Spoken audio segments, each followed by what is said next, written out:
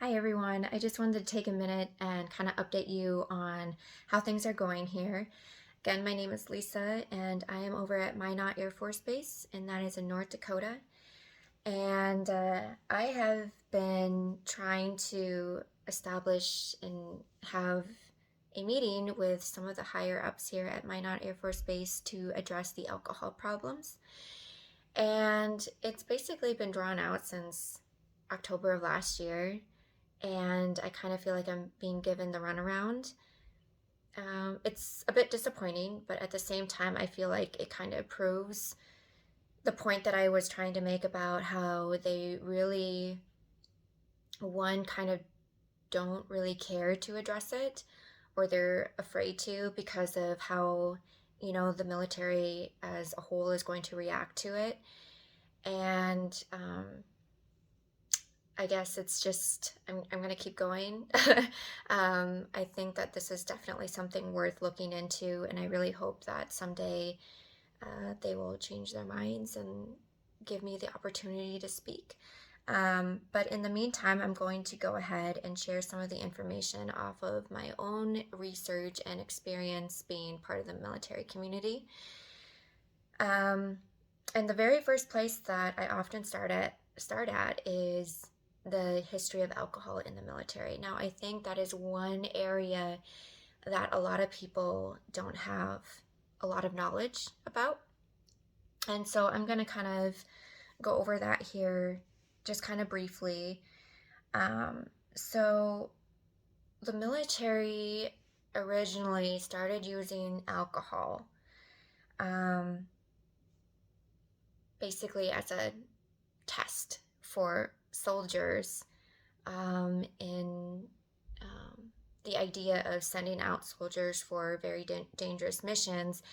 They would essentially get soldiers drunk so that they would feel less pain. It would sustain their stamina, feel invincible, and they would basically go out on these missions not clearly understanding just how dangerous it was. And the people giving out these orders very well knew that a lot of these soldiers were not going to make it out alive. However, they gave alcohol the recognition for allowing some soldiers to come back alive. And so, again, they would start with trying to, you know, start with the thought of process or lack thereof was what they needed. So they could just feel like, I could get soldiers to do whatever at this point because they're clearly not thinking right. Um, and that's basically more or less using them and purposely changing their mindset or their ability to let their brain function as it needed to. And that bothers me, obviously, because they were basically like guinea pigs. They were tested. Then it kind of turned into how they would use alcohol to help treat wounds, and then also use as an anesthetic for surgery. And then obviously it became pain management. So it kind of became a daily routine for these soldiers and how they, would rely on alcohol to function during the day, not just during the day, to even sleep as well. So the next slide on my PowerPoint goes over that. So this one says, soldiers who survived missions would be given alcohol to help take away the trauma and the terrors that they had witnessed of war that day. Soldiers would be given alcohol to sleep their pain or mental exhaustion away. Daily routines ended up including wake up, drink, mission, return, eat, drink, sleep. Soldiers found themselves completely dependent on alcohol for suppressing their emotions, their memories, and their pain. Upon returning home from war, adjusting to home life was extremely difficult. So that in itself right there, when you go from an environment and a daily routine that has greatly relied on alcohol, and for two, it was paid for by the government. So, when you go home and you are using up all of your money to continue that. It was, one, financially an issue. Many ended up being homeless. Uh, Many people ended up having broken families, because, wives, which were the majority of the spouses, obviously had a very difficult time, dealing with someone that they didn't know anymore.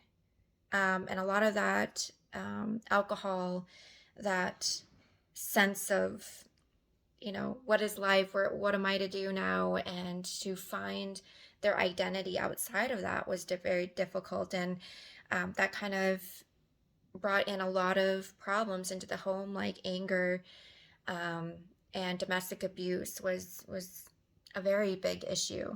So, and again, that's some of issues that still happen today. That's not just something that happened back then. So again, when we're talking about war, it kind of turned into a ceremonial tradition. So soldiers would drink in celebration of battles won. They would drink to honor the fallen. And soldiers would start to formalize their drinking episodes as a form of camaraderie. And that has been probably the biggest routine answer that I gotten from people, is that, well, this is how we get along. This is how we spend time together. Like, this is it's all about morale.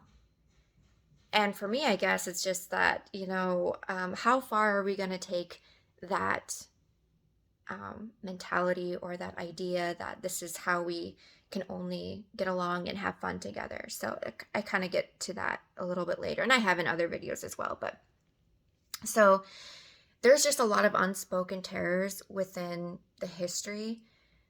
One that I was not, that I did not know about, was that obviously the government in fact supplied a tremendous quantity of the alcohol for rations. And so there was like a minimum, and then there was basically the maximum was kind of not really something that they really thought about, wasn't really adhered to. It was just kind of a drink as you go, it's up to you to manage when you stop, basically. One big one that was very, very hard to read about was that it was alcohol that was highly contributed to, or contributing factor to a lot of the rapes of foreign women. So when soldiers would go out and celebrate, or when they would take prisoners in, and they would, unfortunately, see women as a prize to be won, a prize that was entitled to them for winning. And so that is one that I did not know about. And again, this is something that we all really need to understand and to know about, to fully get the full picture of the pattern, or again, history. And again, so alcohol kind of conditioned soldiers to engage in this "I earned this right, I can take what I want" mentality. So what exactly are some of my concerns? Well, let's look at this. So alcohol is displayed at almost all events. If you take into perspective how many of these happen in a duration of a month and then to a year, it's a lot.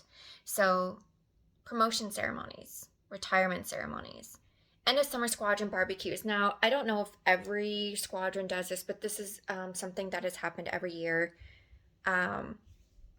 Squadron lunches or barbecues, holiday parties, and the annual Air Force balls as well. Is it really coincidence that the military has a stereotype of bad drinking habits and addictions? Short answer for me, no, I don't think it is. Are passed down hereditary and genetic issues solely to blame for the problems? Can it contribute to it? Absolutely. Is it the sole problem? No. Does the military, in fact, passively or knowingly cause the addiction? I don't know. I think it's something to look into. I think it's something that obviously can make whatever underlying issues are already there worse. And for those who have not engaged in alcohol and they go into the military and they're exposed to it, yeah, absolutely, it can lead to it. If it's something that is highly encouraged or praised or whatever, then yeah, I can see where that would lead to addictions. So, what do veterans and active duty have to say? Now, I have asked a lot of different veterans and active duties on different platforms on social media and in person. So, veterans often claim that their drinking started in the military. Some veterans already acknowledge alcohol usage prior to serving, but it worsened over the time of their service. Veterans have said that the peer pressure to handle their beer was high, and they received little to no help with recovery. Active duty have said, as new airmen, the pressure is high to fit in. Airmen say alcohol is offered at many functions to increase participation. Alcohol becomes a norm for spending time together at the workplace and outside of the workplace. Some say it's just a few bad apples that ruin it for the rest.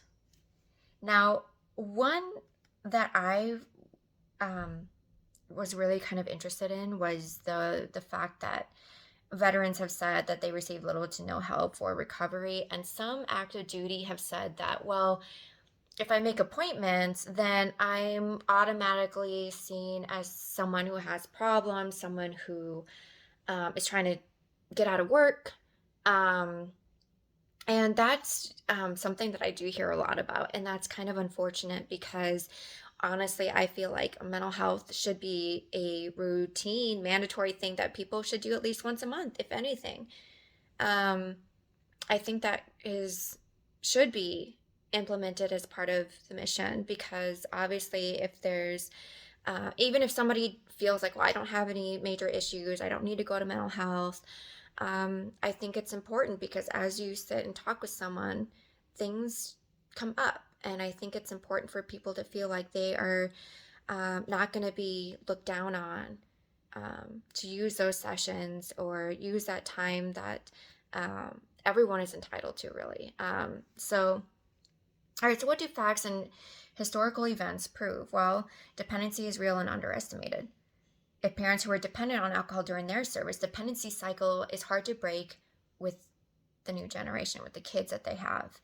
The military for years has held the highest percentage of alcohol and substance abuse addictions among other jobs and careers in the U.S. That has been a long streak, if not broken at all yet, which is very sad.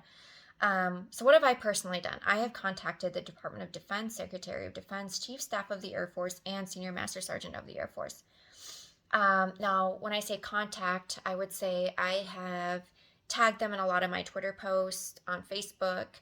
I have also tried to get into connection with organizations and groups at Minot Air Force Base to find where I can be of help and where I can be part of the solution. I have written both Senator Kramer and Hoeven. I have written my congressman. I do most of my networking via social media for the time being, which hopefully will include a meeting that has happened. Again, I think it would be worth their time, worth my time, to be able to speak with them in person about these things.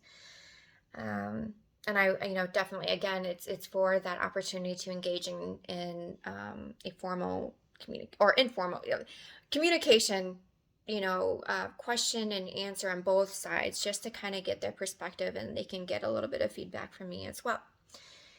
So what are my questions for the Department of Defense? With the extravagant military budget and spending we have, why are we not investing more into mental health organizations or events for service members? Why can't all bases be considered dry? Also known as a no alcohol base, for people that are not aware, or some of these terms that I'm going to be bringing up. If not the whole base, why can we not remove alcohol from at least the workplace at minimum? Can we not implement a mandatory mental health checkup routine for service members? Does it really not matter that the Air Force has the reputation that it does? So I have been encouraging everybody to advocate, speak up, reach out. We need to speak out and get the attention of the Department of Defense and personnel who can personally make changes to AFIs or military policies. I encourage airmen to know who to contact for mental health and to do so when you can. Don't wait until problems get too big to handle. Um, the number of suicides is substantial, and it's so hard to see people who fight for our country and fight for the freedoms that we have, for them to feel like they don't have in some form the same freedoms, or again, in the sense of freedom to get the mental health that they can or should. And again, I know that this is, again, it gets kind of a tricky conversation, because there's those that say, well, there's only so much you can do. Like, if they know they need the help and they don't get it, well then, and that's where I've been kind of trying to fit in, well, what about the mandatory mental health sessions? They really need people who are going to be unbiased, uh, and see the alcohol problems or whatever problems that they're dealing with as serious as they are, not to just say, oh, hey, everybody has fights with their spouses, everybody has a day like this. You need to make it as serious as they are approaching you with it. You know what I mean? And then tell military branches that mental health needs to become part of the mission. Obviously, I kind of went over that a little bit. It just, like I said, if you take over the course of a month, how many ceremonies and how many events that the military has for airmen, it adds up. And that is, again, something that I really wish that they would take a look at, because when they say, well, they have the choice to partake in that and the choice to not. When you're thinking about people who already have those issues and they're still around, that, it's, if they do some digging into how recovery really works, having it present does make it harder for people to stop. And again, with the peer pressure, again, they still want to fit in, they want to feel part of the group. Well, if alcohol is, again, the way to encourage people to participate or to have fun and to get together and spend time that way, well, then that does make it hard for people to get out of that. And again, I kind of mentioned in my previous video about how disappointed I was about being at a family event and, people taking it too far. And again, it's not just the bad apples. You need to take away the opportunity for that to become a bad apple situation. And that is to say, you know what, if you want to drink drinks outside of work, take the business to the base bar. I just don't see why that's such a big deal, and why I'm getting so much pushback on that, because it makes sense to take it away. And again, my biggest one, if I have to pick and choose, more or less, I would choose to take it out of the workplace, because I feel like airmen drinking in uniform at a supposed to be professional setting is not appropriate. I don't think that we should be paying people to be drinking on the job. I think that is highly irresponsible. And so that's just kind of a little bit of feedback on how it is at the workplace. And every base may be different in the numbers of DUIs that they have, or at the squadron level, you'll have somebody who can enforce rules that may not be in, per se, AFI. So you can have a squadron leader. Sorry, I'm blanking on the term for this. I'm sorry, but they can come back and say, well, you know what, it's not an AFI, but I'm going to personally say that in this squadron that I run, I do not want alcohol present in the workplace.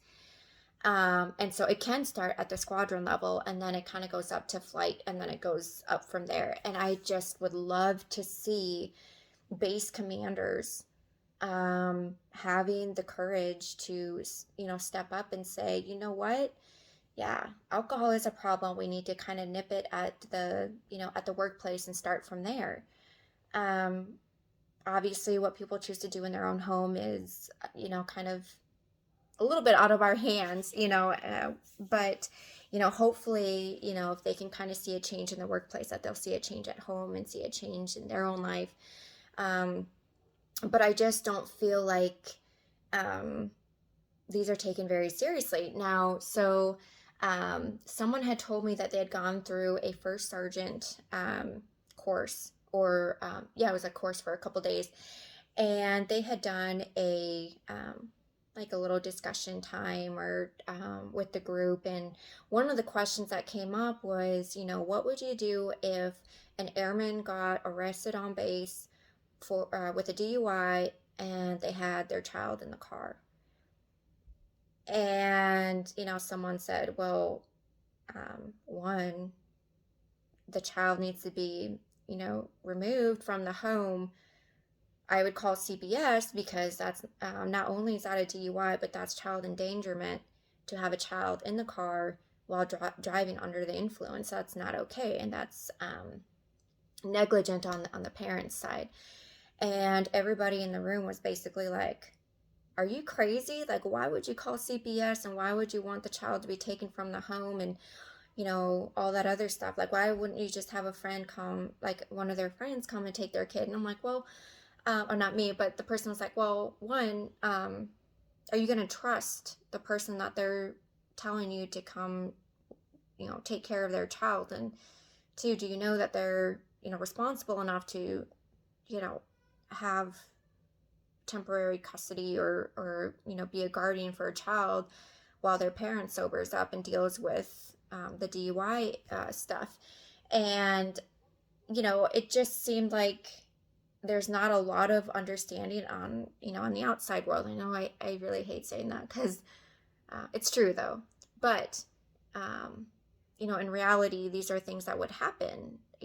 People get felonies for child negligence or abuse, and I just don't feel like the Air Force doesn't want to go to the extreme with things sometimes, but sometimes that's what people need. When you keep giving them, I'm not saying giving them chances, but when a person has 2 DUIs, or they're having these issues, and they're just getting a slap on the wrist, then of course they're not going to go out and try and really change things for themselves. And so I kind of sometimes wonder about the jurisdiction that the base has over stuff that happens on base versus your civilian or state government agents, like the police and everything, that would get involved with certain things. And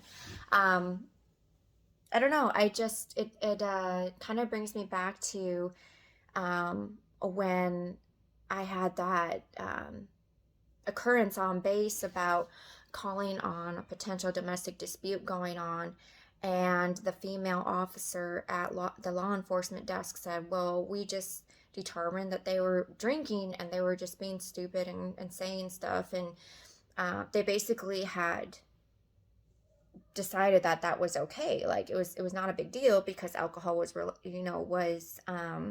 involved with that. And so I'm just, I'm seeing these different things, and I'm, obviously I was at law enforcement, and seeing how they kind of dealt with it too.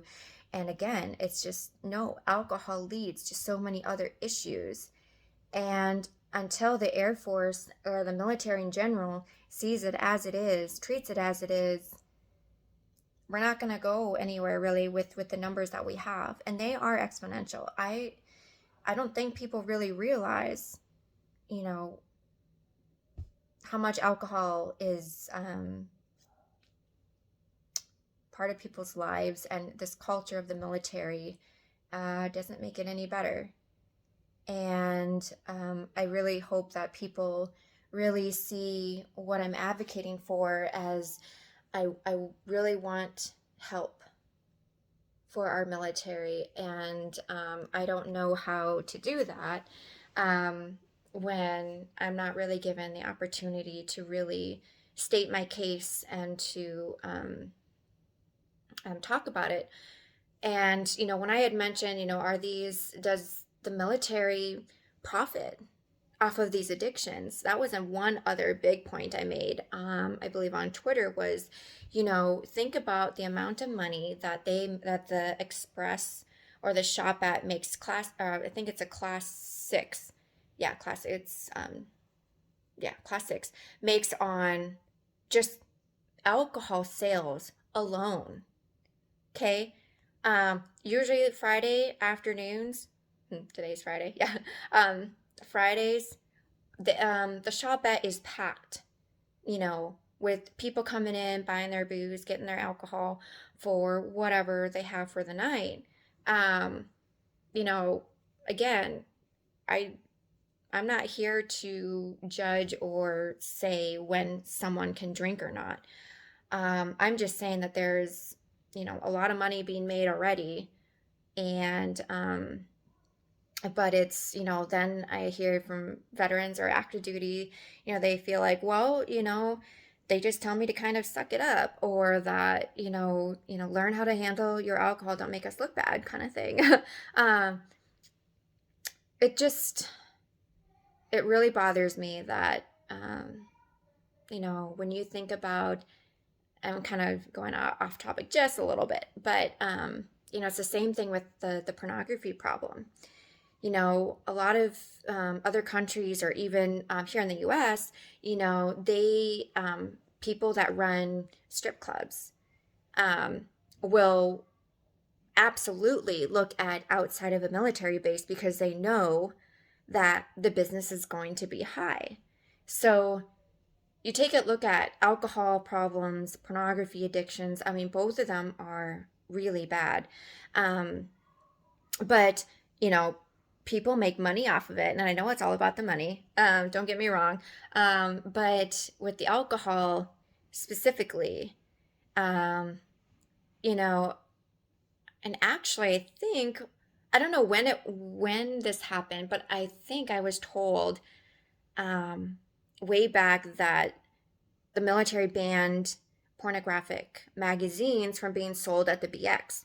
And I need to look into why it was. I don't know if it was because of numbers or because of statistics on porn addictions or what, or they just kind of felt like, hey, like lots of people come in with their kids, like this is just not appropriate, which I mean, I obviously would have agreed with.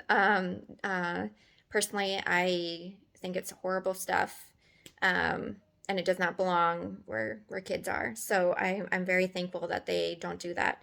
But um, same thing with like the smoking. Like there's signs up all everywhere about like non-smoking facility and specific places where people can smoke. Like service members aren't even supposed to be vaping, but they're allowed to drink in uniform or drink at the workplace. It just really makes no sense to me. Alcohol definitely affects a person mentally, emotionally, physically, much faster and over time as well than smoking does. Um, but anyway, so I really hope that, maybe people will see my videos and want to get more involved and interested in, um, again, just the numbers speak for themselves, and to um, think back on their experience like, have I been at a holiday party where people took things too far? Have I been to a family outing but the barbecues where there was a lot of alcohol? Like, what is that portraying to kids? And it's sad. I mean, the amount of kids that I see with alcoholic parents is really devastating. It's just, again, I can't do much about that. All I can do is, be a good role model for kids, and to role model what I speak about, and I live it. I'm not a drinker. I might have a glass of wine once a month, if that. So I really hope that people see me taking this as seriously as I live my life as well. And, I will continue to post and tag people on Twitter and talk about it on Facebook because, like I said, I do believe that everyone, if you're passionate about something, don't stop, keep going. You have those passions for a reason. And especially when you're out there advocating and promoting change, good changes, and healthy changes to, you know, for overall a group of people. And so I hope I still get that chance here at Minot Air Force Base. And obviously, I will let y'all know if I do get that meeting and how it goes. So thank you again for everyone who takes time to watch my videos. And please, if you have any comments, leave them, you know, down below. Let me know, other questions or thoughts that you might have, because I'm always looking for perspectives and how other people think about all of this. And obviously, please keep your comments respectful. I want this to not create more problems. I want it to bring everybody together to think about the points that I've been making. So thank you guys. I hope you all have a wonderful weekend and stay safe, make good choices, and remember that your choices affect other people too.